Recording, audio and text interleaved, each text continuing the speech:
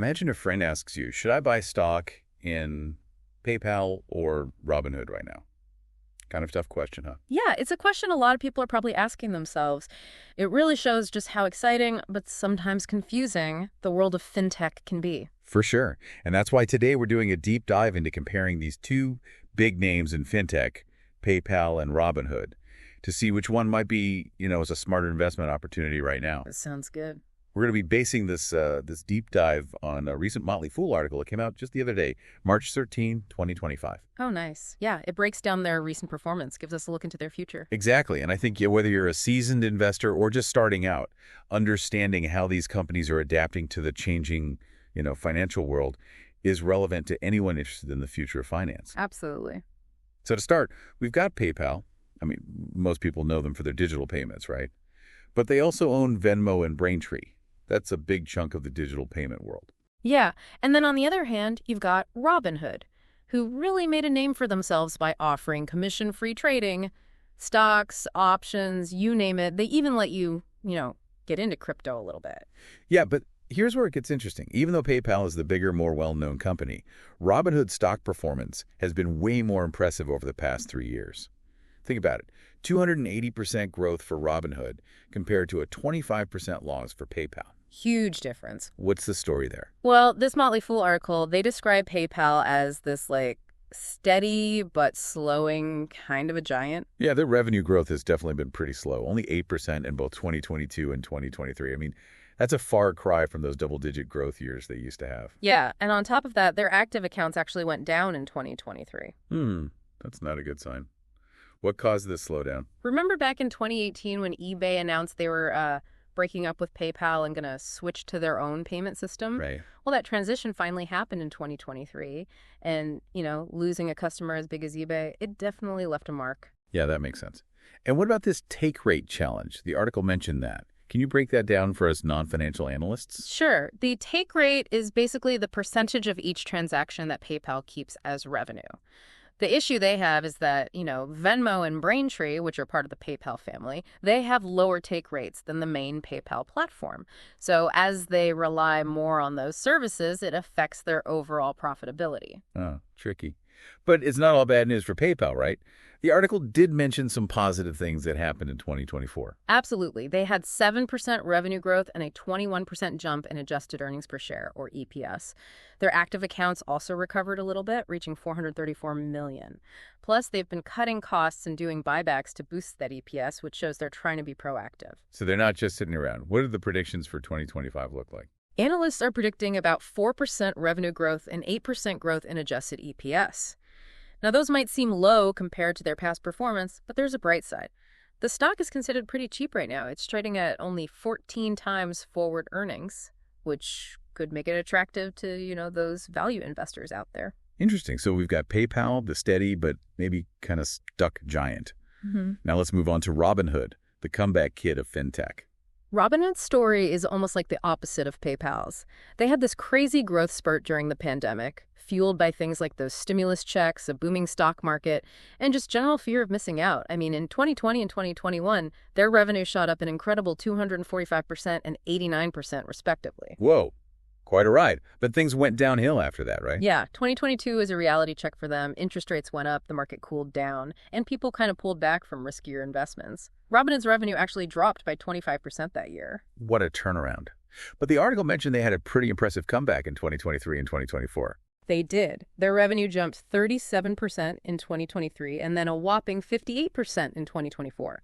They even achieved what's called GAAP profitability in 2024, which is a big deal for any company. So what happened? Was it just the market getting better again, or did Robinhood do something to turn things around?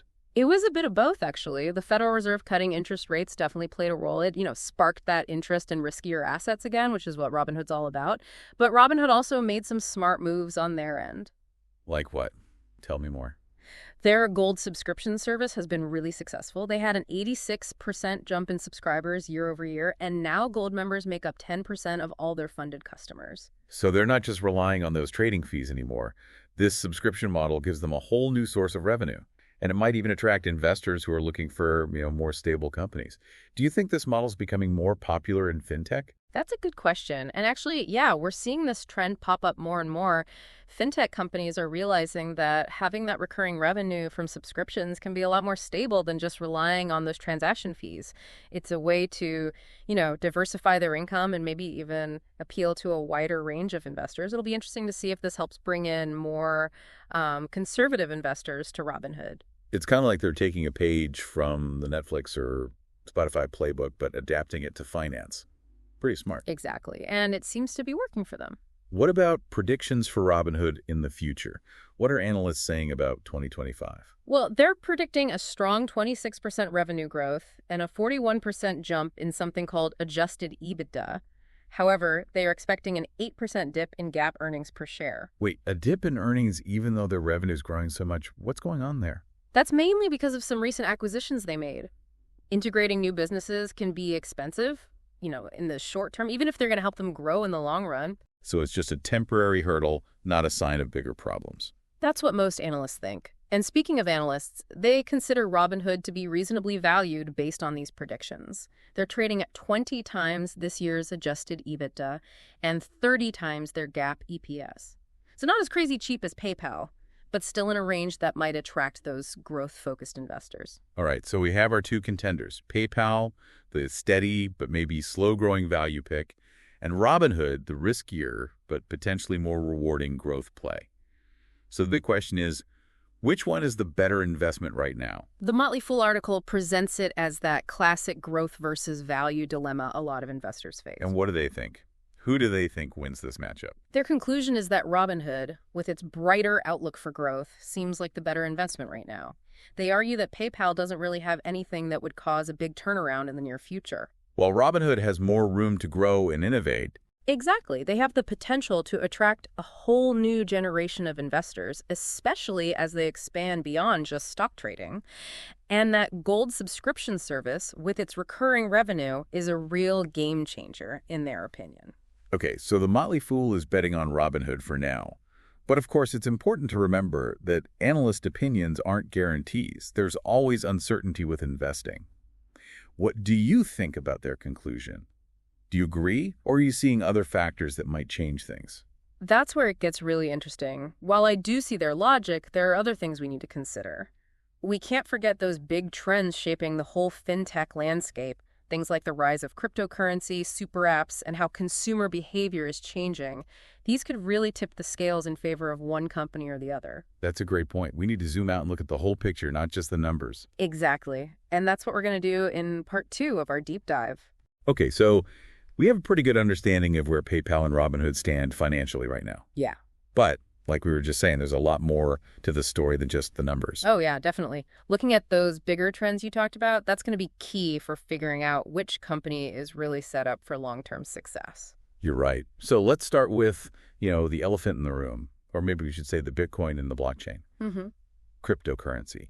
How are these two companies navigating this whole world of digital currencies? Well, PayPal has definitely, dipped their toes in the crypto waters. They let users buy, sell, and hold a few of the major cryptocurrencies right through their platform. So they're acknowledging that crypto is becoming more mainstream, but they're not going all in just yet. Yeah, exactly. It's more of a cautious approach, which, is understandable given all the uncertainty around regulations and how volatile crypto can be. That makes sense. What about Robinhood? They have a reputation for being a bit more daring, right? Yeah, you could say that. Robinhood has definitely embraced crypto with a lot more enthusiasm than PayPal. They offer trading in a wider variety of digital assets, including some of those, more speculative altcoins. So they're targeting those crypto enthusiasts, the ones who want access to everything, not just Bitcoin and Ethereum. Exactly. And that fits in with their strategy of appealing to those younger, more tech-savvy investors who are usually more comfortable with taking risks. It sounds like Robinhood might have a bit of an advantage when it comes to, fully embracing the crypto trend. But what about this rise of super apps? Those all-in-one platforms that are becoming so popular, especially in Asia. Oh, that's a really interesting trend, and it's definitely starting to have an impact globally. It's like the digital version of a Swiss Army knife. One app for everything. Yeah. Banking, investing, payments, even things like booking travel. That's a great analogy. And both PayPal and Robinhood, they both want to become super apps themselves. Okay, so how are they going about this? What are their strategies for building these all-encompassing financial ecosystems? Well, PayPal is really using its strength in payments to its advantage. They're adding more features and services to their platform, things like savings accounts, bill pay, even shopping rewards programs. So they're trying to become that one-stop shop for anything money-related, at least for their current users. Right. And they've got this huge head start with their massive user base worldwide, hundreds of millions of active accounts. The challenge for them is convincing those users to, really engage more within the PayPal ecosystem.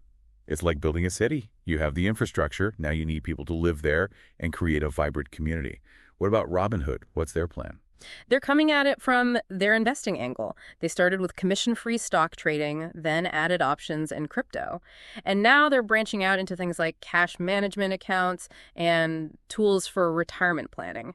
So they're trying to be a one-stop shop for investors no matter where they are in their financial journey, from their very first stock purchase all the way to planning for retirement.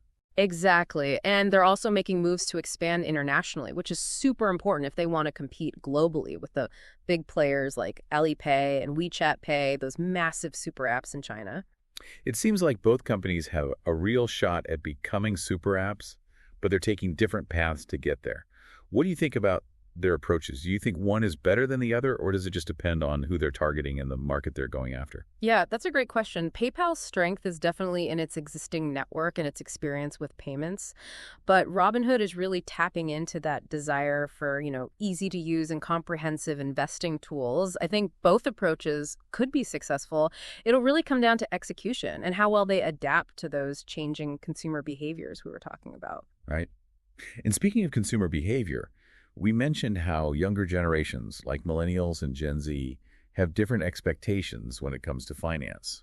They're digital natives who want everything to be seamless and personalized, and they're also a lot more conscious about, making sure their spending and investing choices align with their values. How are PayPal and Robinhood adapting to these demands? That's a really important point. These younger demographics, they have so much influence. Both companies know this, and they're definitely trying hard to appeal to this younger, more discerning customer base. I'm curious, what are some examples of how they're doing that? In terms of user experience, both companies are constantly updating their apps to make them more intuitive and engaging. Think about things like sleek designs, personalized recommendations, and features that make managing money almost feel like you're playing a game. That gamification aspect is interesting. It seems to be popping up everywhere these days. And by making things fun and engaging, it takes away some of the intimidation that a lot of people feel about finance. Exactly. And it can be especially effective for getting younger people more comfortable with handling their money. And what about this growing emphasis on social responsibility? How are PayPal and Robinhood appealing to those consumers who want their financial decisions to reflect their values? Well, PayPal has this feature where you can round up your purchases and donate the spare change to a charity of your choice. They've also been pretty vocal about their commitment to sustainability and reducing their environmental impact. So they're trying to attract users who are environmentally and socially conscious. Right. And it seems to be working for them. What about Robinhood? How are they approaching this? Robinhood's main focus has been on making investing more accessible, no matter your income or background. They've also introduced features that allow users to invest in companies that are aligned with specific social or environmental goals. So they're giving investors the power to put their money where their values are. Exactly. And that's a smart move because this type of values-based investing is only going to become more important in the future. It's clear that both PayPal and Robinhood are making changes to keep up with these big trends that are shaping the future of fintech. But as we wrap up this part of our deep dive, it's time to get back to the main question. Which company is the better investment? To figure that out, we need to move beyond the hype and the trends and really dig into the hard numbers. I agree. Let's get down to the nitty-gritty of their financial performance in part 3 of our deep dive. Okay, time to put on our analyst hats and really dig into the financials of these companies. We've talked about trends, we've talked about strategies, but, at the end of the day, it's the numbers that really matter. They do. Let's see if we can figure out which one of these fintech giants might be the better bet for investors. Let's start with the basics. How do they compare in terms of size, specifically their market capitalization? So as of March 13th, 2025, PayPal has a market cap of $68 billion. Wow, that's huge. What about Robinhood? Robinhood, while still significant, is sitting at about $15 billion. So right off the bat, we see that PayPal is the more established player in the market. But of course, size isn't everything. A smaller, more nimble company could still have greater potential. Exactly. To really gauge that potential, we need to look at their financial performance, starting with revenue. How did they do in 2024, and what are the projections for 2025? Yeah, good point. Give us the rundown on those numbers. All right, so in 2024, PayPal's revenue grew by 7%, reaching a total of $32.1 billion. Analysts are predicting they'll hit $33.4 billion in 2025, which would be a growth rate of around 4%. Steady, but not exactly blowing anyone away. What about Robinhood's revenue? Robinhood had a much stronger year in 2024, with revenue jumping up by 58% to reach $2.4 billion. The projections for 2025 are even better. Analysts expect them to hit $3 billion in revenue, a growth rate of 26%. Wow, that is a big difference. Robinhood is clearly on a much steeper growth path, but revenue is only part of the picture. What about profitability? I mean, a company can have awesome revenue but still not make any money. You're absolutely right, and this is where things get even more interesting. PayPal has a long track record of being profitable.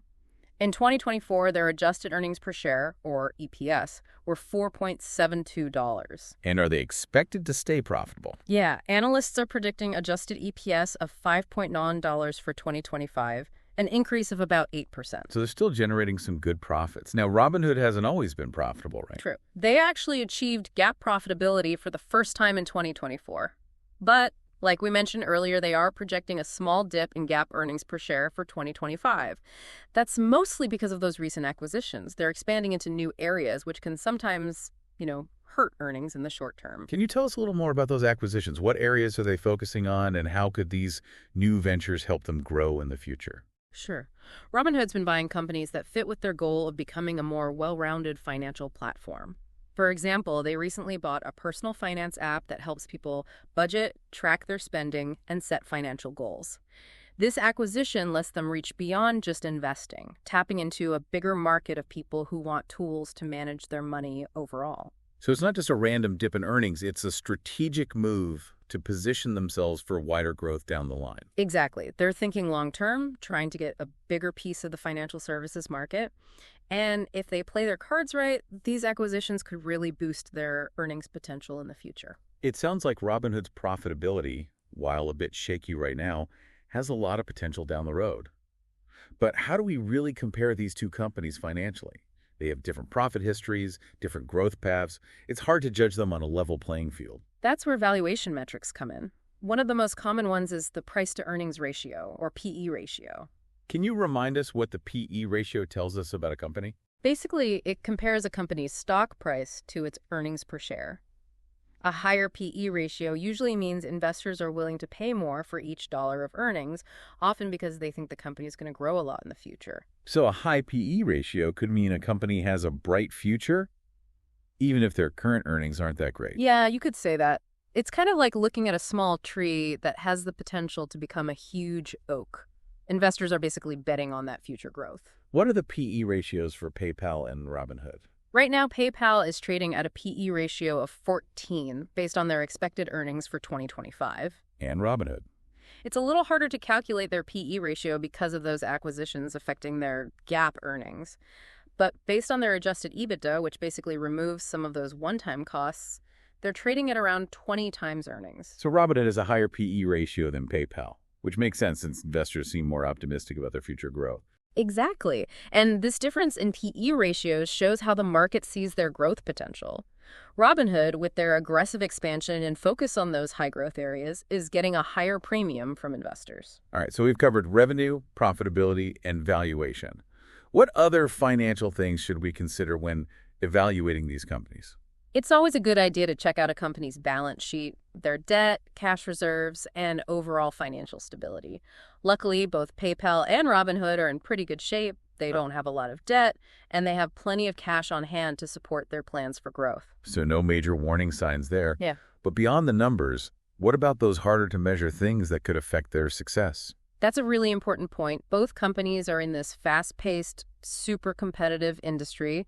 Their ability to innovate, adapt to new technologies, and attract and keep talented people is going to be crucial for their long-term success. It's a constant race to stay ahead of the game in fintech. Definitely. And then there's an always looming factor of regulation. The fintech industry is facing more and more scrutiny from governments around the world. New regulations could have a big impact on both companies in ways we can't fully anticipate. It's like navigating a landscape that's always changing. They need to be flexible and adaptable to survive and do well. You got it. Being adaptable is going to be key to their long-term success. So after looking at all these factors, the trends, the financials, the competition, what's the verdict? Which company looks like the better investment? Well, like with most things in investing, there's no easy answer. It really depends on what your goals are, how much risk you're comfortable with, and your overall view of the fintech industry. It's kind of like choosing between two different paths, each with its own rewards and risks. Yeah. If you're looking for a stable company with a history of profits and maybe even dividends, PayPal might be a better choice. They're the established player with a strong foundation. But if you're okay with a little more risk and are excited about a company that's still growing rapidly, Robinhood might be more appealing. They're the disruptor, the innovator, and they're not afraid to shake things up. So it comes down to that basic investment question. Do you want stability and steady returns, or are you looking for those potentially bigger gains, even if it comes with more risk? That's the big question every investor has to answer. There's no one right way to do it. It's about finding the investment style that fits your personal financial goals and how much risk you're comfortable with. Well put. And that wraps up our deep dive into the world of PayPal and Robinhood. Hopefully this has been helpful and maybe even sparked some ideas for your own investing. It's been great digging into these companies with you. The fintech world is always changing, and it's exciting to see how these companies are shaping the future of finance. Thanks for joining us on this deep dive. Until next time, happy investing.